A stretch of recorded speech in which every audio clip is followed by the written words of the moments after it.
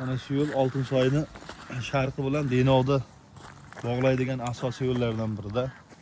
Mana hozir yo'lning ahvolini ko'rsak, shofyorlar bu yerdan yurishni xohlamaydi. Mana harakat juda ham kam. Nima uchun? Sababi yo'l juda ham ayanchli ahvolda. Mana ayniqsa yog'ingarchilik vaqtlarida mana hozir ko'ryapsizlar mana yo'lning ayanchli ahvolini. Shuning uchun biz ham xohlardik mana shu yo'llar yana serqatnov bo'lishini, ta'mirlanishini.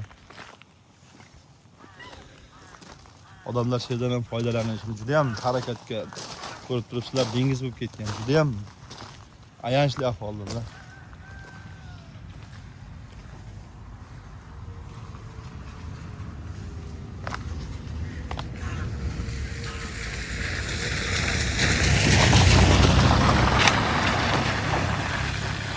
Ikkita tumanda juda katta qismi aholisi mana shu yerdan qatnashib foydalanish kerak-da. Denov bu yoqqa Denovga boradiganlar, bu yoqqa Oltinsoy tumaniga o'tadiganlar. Lekin bu yo'l harakatlanishi juda ham noqulayligi uchun bu yerdan hech kim o'tishni xohlamaydi.